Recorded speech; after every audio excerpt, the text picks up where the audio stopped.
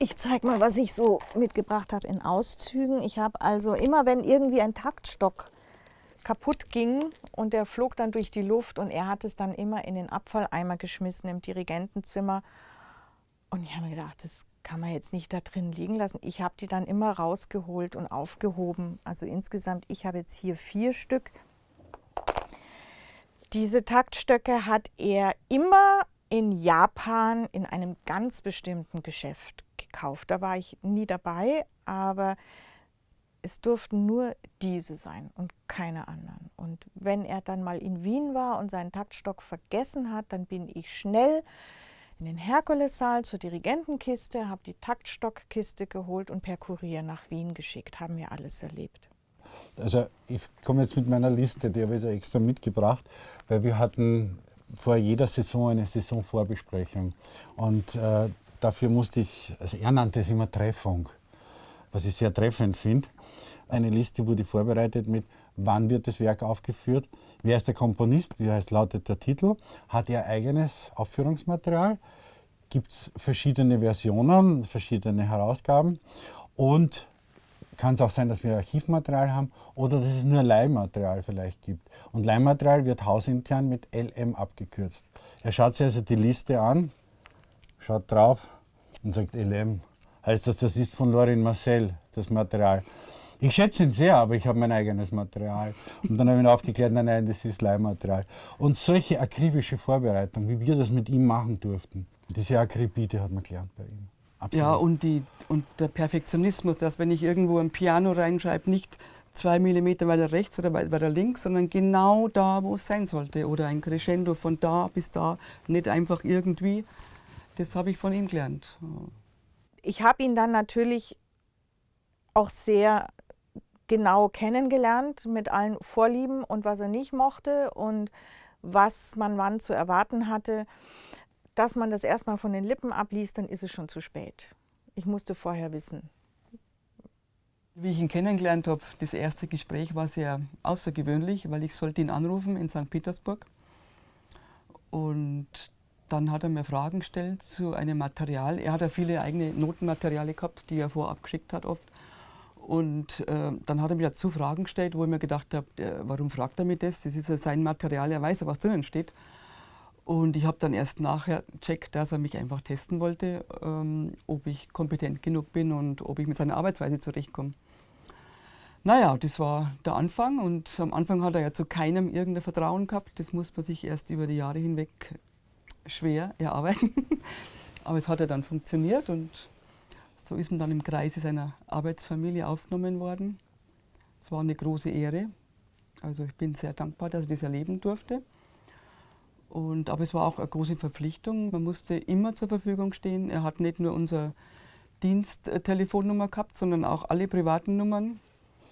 Und nicht selten ging abends das Telefon oder spätabends und dann war er dran. Ach, Frau Harrer, schreiben Sie da noch ein Piano rein? Dann, ja, okay. Kein Mensch ist so akribisch in meinem bisherigen Umfeld gewesen und wollte alles bis ins letzte Detail genau wissen.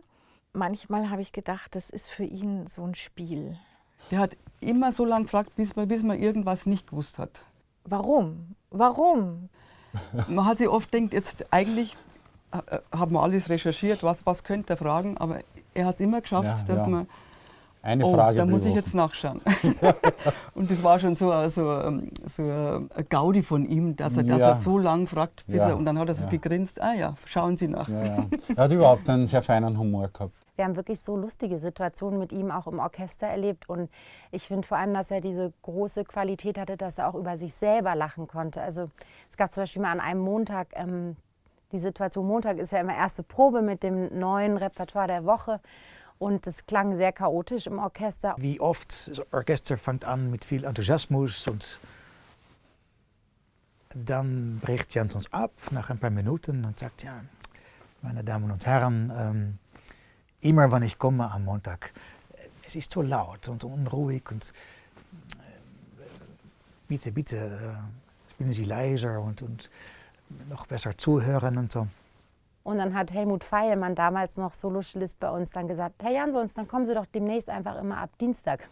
Und irgendwie sofort war er einfach von seiner Genervtheit weg und war total entspannt und hat liebevoll gelacht. Das ist nicht oft passiert, dass er dann quasi so aus sich gelacht hat. Und natürlich alle fanden das sehr witzig. Also. Der nächste Punkt ist natürlich seine überragende Menschlichkeit gewesen und Freundlichkeit, die er allen Kollegen gegenüberbrachte. Wobei da auch wieder das Moment der unerschütterlichen Professionalität hineinspielte. Er war herzlich, aber was die Genauigkeit und die Gewissenhaftigkeit gegenüber den Noten und der Musik betraf, war er absolut unbestechlich. Und deswegen war er auch streng. Mariss Jansons hat immer besonders viel Wert darauf gelegt, auf dynamische Feinheiten, auf die Balance im Orchester und besonders auf das leise Spielen. Für Posaunisten ist das Piano und Pianissimo besonders schwer. Man könnte fast sagen, je leiser, desto schwerer. Und in einer Probe für die erste Brahms hatten wir Posaunisten nach unserer Auffassung unseren Choral schon sehr leise gespielt. Mariss Jansons brach ab und sagte, Posaunen ein bisschen leiser, um gleich hinterher nachzuschicken in seinem leicht gebrochenen Deutsch, fühlen Sie bequem. Das ist natürlich paradox, weil beides zugleich geht nicht, aber er hat es immer gut mit uns gemeint. Also ich wurde immer sehr lange vorgewarnt, pass auf, wenn du dann Jansons kennenlernst, also der liebt Harfe, Bühnenmusik und Schlagzeug, spezielles Schlagzeug, und da muss man sich in Acht nehmen, also der ist ja ganz genau, der hört genau hin, er will dich unbedingt hören, also hab keine Angst, eher mutig spielen, und ich war total vorbereitet und dann kam die erste Probe mit ihm nach schon ziemlich langer Zeit im Orchester. Und ich wusste schon, er liebt es, wenn die Harfe ein Glissando hat, dann spielt man eigentlich nie einfach nur ein Glissando, sondern er sagt immer, Harfe, immer Harfe, Harfe, machen Sie so. Das bedeutete, man soll so ganz viele Glissandi machen, möglichst laut.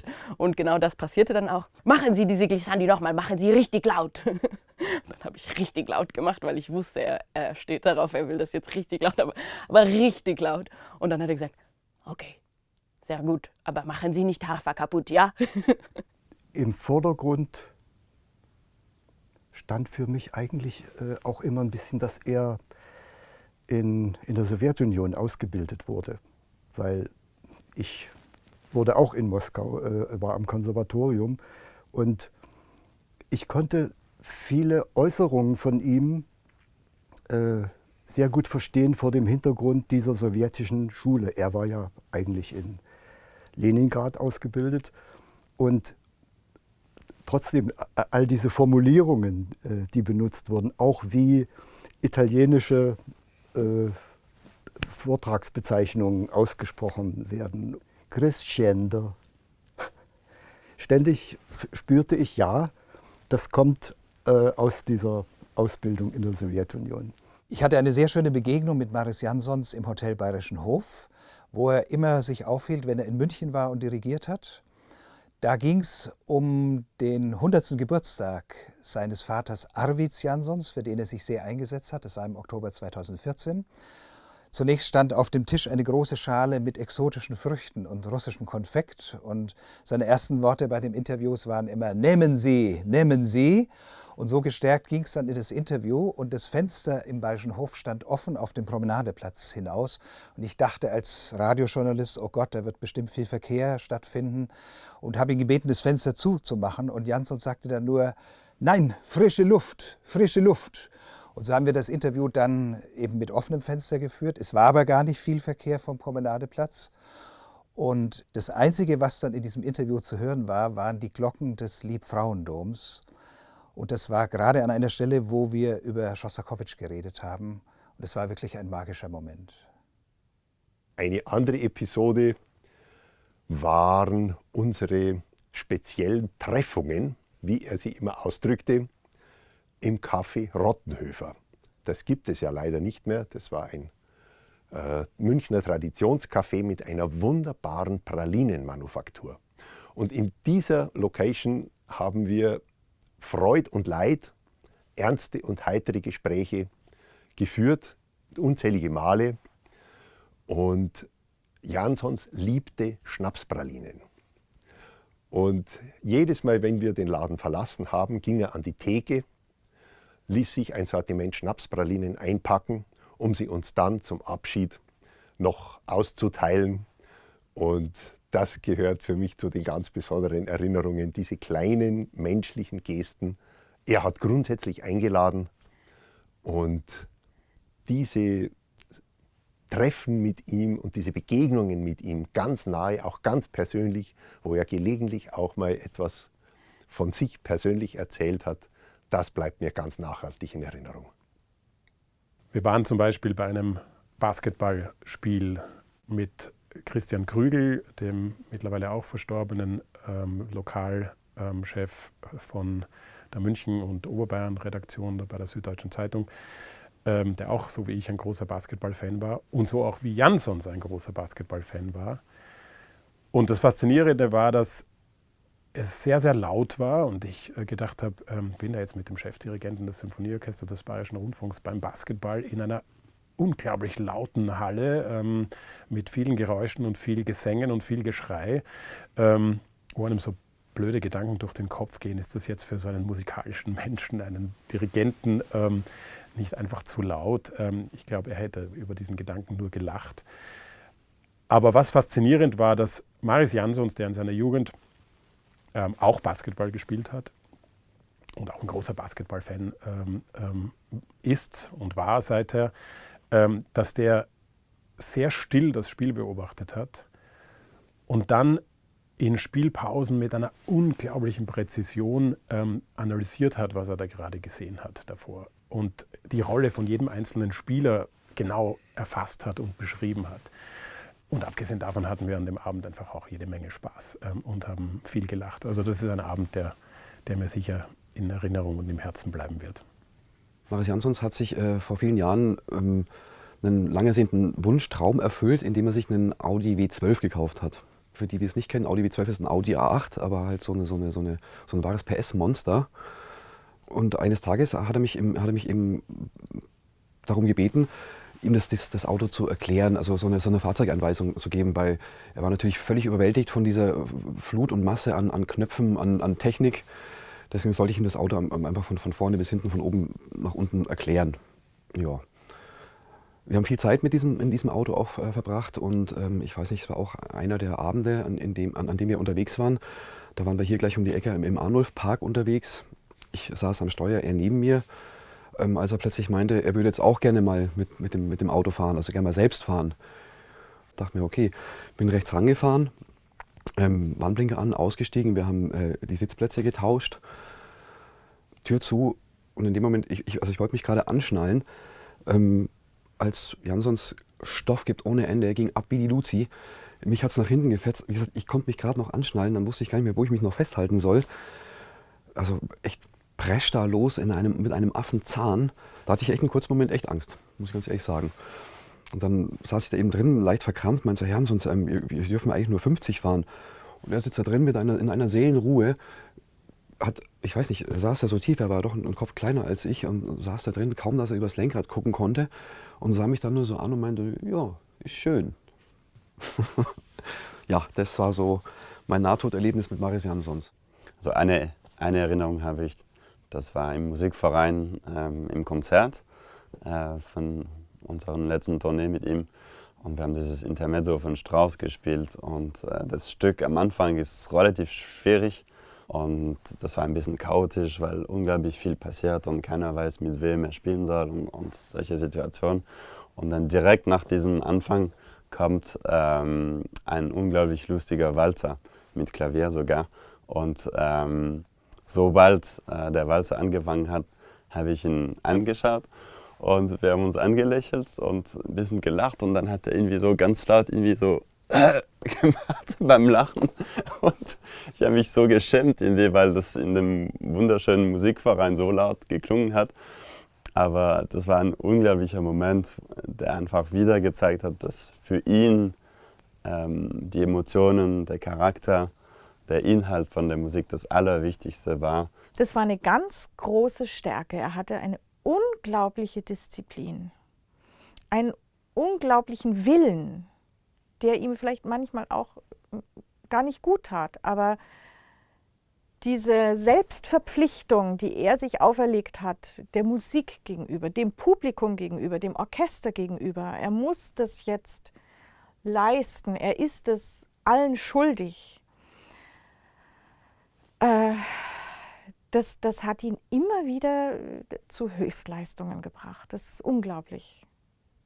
Für mich bleiben von dieser letzten Reise 2 ganz eindrückliche Erlebnisse. Das war die 10. Schostakowitsch in Paris. Das war ein unglaubliches Konzert. Das war ein Bekenntnis von größter Intensität. Und dann sozusagen der Schwanengesang, das Konzert in New York, die 4. Brahms, wo wir wirklich nur gezittert haben, ob er das Konzert überhaupt übersteht. In diesem Spannungsfeld habe ich ihn zuletzt erlebt. Und da war alles drin, was Mariss Jansons für mich in all den 16 Jahren an Erfüllung, an Input, an ergreifenden Erlebnissen und bewegenden Konzerten hinterlassen hat. Das letzte Konzert, was wir mit ihm hatten in New York, der 8.11.2019. Diese 4. Brahms war ich eigentlich bei der Musik überhaupt nicht dabei, weil man hat den Kampf da vorne gesehen, wie er sich versucht, krampfhaft selber Energie zuzuführen, um das durchzubringen. Und mir ist ständig das Bild vor Augen gewesen, dass damals ich das letzte Konzert von Rafael Kubelik auch miterleben durfte. Und das war so eine ähnliche Situation. Und Kubelik hat nach dem ersten Satz dagestanden und hat in sich hineingehorcht. Hat tief geatmet, war käseweiß. Auf einmal hat er sich geschüttelt und so, nein, und hat diesen Einsatz für den zweiten Satz der 9. Bruckner gegeben.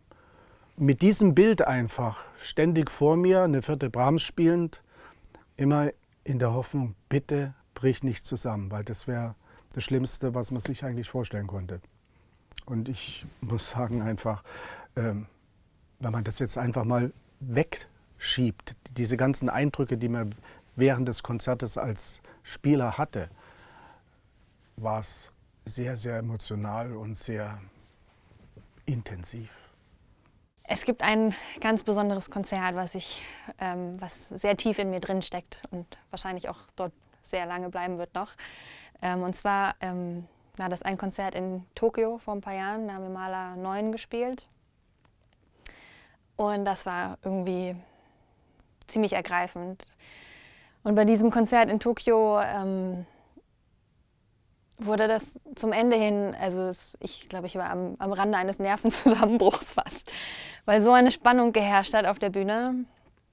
Es wurde so langsam, so leise, so zerbrechlich. Also ich erinnere mich, dass ich konnte irgendwie kaum mehr atmen und mein Bogen fing an zu zittern, weil einfach das alles so zerbrechlich war. Die Musik kam wirklich da so zum Ersterben und ich bin nach dem Konzert, war ich so fertig, dass ich direkt zurück ins Hotel bin und geschlafen habe.